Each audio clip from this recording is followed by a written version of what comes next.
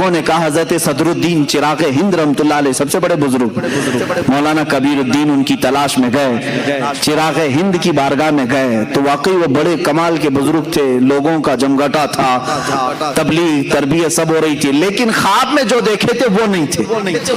مولانا کبیر الدین نے کہا میں نے خواب میں جو بزرگ کو دیکھا وہ یہ نہیں ہے، تو وہ وہاں سے اٹھ کر کے چلے آئے، کہا کہ میں یہ بزرگ کو خواب میں نہیں دیکھا۔ چراغ ہند رحمۃ اللہ علیہ نے پوچھا یہ مولوی کیوں آیا تھا؟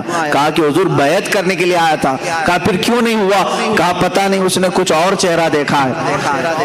تو چراغ ہند ناراض ہوئے، پوچھا کہ دیکھو یہ جاتا کہاں ہے؟ مولوی صاحب کہاں آئے؟ مولانا کبیر الدین سیدھے مخدوم اشرف کے پاس آئے۔ اس وقت آپ ایک مسجد میں جلوہ بار تھے چند مریدین کے ساتھ، جیسے ہی مسجد میں مولانا کبیر الدین آئے پہلی نظر میں پہچان لیا خواب میں آنے والے یہی بزرگ تھے۔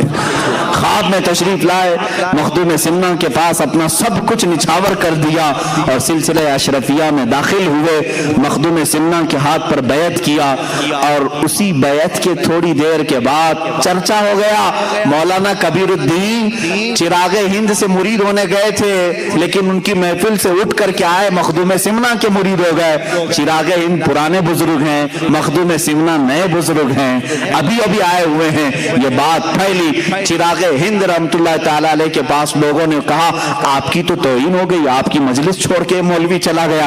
کہا کہ وہ کبیر الدین جوانی میں، وہ کبیر الدین جو ہے وہ جوانی میں مر جائے گا، گیا ہے مجھے چھوڑ کر جوانی میں مر جائے گا۔ وہ ولی کی زبان سے نکلی ہوئی بات تھی۔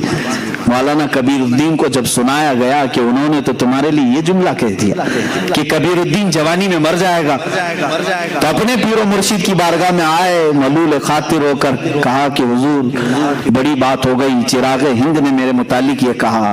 مخدوم سمنا رحمت اللہ تعالی علیہ کی بات دیکھیں، کہا تم کیا چاہتے ہو؟ اپنی مرید سے کہا تم کیا چاہتے ہو؟ تم بھی اپنی زبان سے کچھ نہ کچھ بولو اور اللہ اسے پورا کرے گا، اللہ اسے پورا کرے گا۔ یہ مخدوم سمنا کا تصرف دیکھیں۔ پہلی بات میں تو آپ نے کہا کہ میرے مرید تیرا نام کبیر ہے۔ کیا ہے؟ تیرا نام کبیر ہے، اور کبیر بوڑھے کو کہتے ہیں، جوانی میں تو کیسے مرے؟ نام کبیر ہے تیرا، تو بوڑھا ہو کے مرے گا۔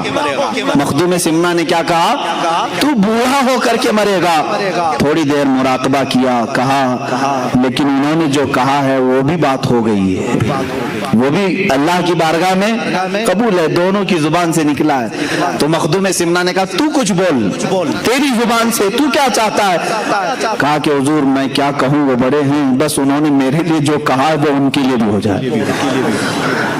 انہوں نے کہا نا جوانی میں مر جائے، میرے لیے جو انہوں نے کہا وہ ان کے لیے بھی ہو جائے۔ بات آئی گئی، یا اولیاء کاملین کی بات کو ہلکا نہ سمجھو میرے عزیزو۔ گفت ہے خدا بوت، یہ کہا گیا ہے فارسی میں، گرچہ از حلقوم عبداللہ بوت، اگرچہ یہ عبداللہ یعنی اللہ کا بندہ کہہ رہا ہے، لیکن اولیاء کے زبان سے نکلے ہوئے کلمات اللہ کے ہوا کرتے ہیں۔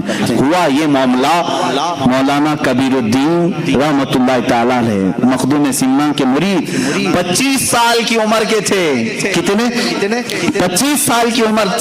25 سال کی عمر میں آپ کے پورے بال سفید ہو گئے، دانت جھڑ گئے، کمر ٹیڑھی ہو گئی، ہاتھ میں لکڑی آ گئی۔ کتنی عمر میں؟ 25 سال کی عمر میں۔ اور 25 سال کی عمر میں اتنا بڑھاپا جیسے لگتا تھا کہ 90 سال کی عمر ہے۔ کوئی آپ کو نہیں کہہ سکتا تھا 25 سال کی عمر ہے۔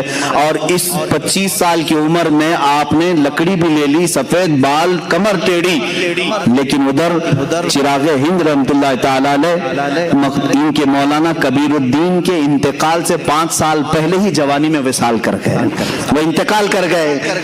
چراغ ہند ان کی زبان سے جو نکلا وہ بھی ہوا، اور چراغ ہند نے جو کہا تھا وہ کیسے ہوا؟ 25 سال کی عمر میں ہی مولانا کبیر الدین کا انتقال ہوا۔ لوگوں نے کہا کہ حضور آپ نے تو فرمایا تھا بوڑھا ہو کے مرے گا۔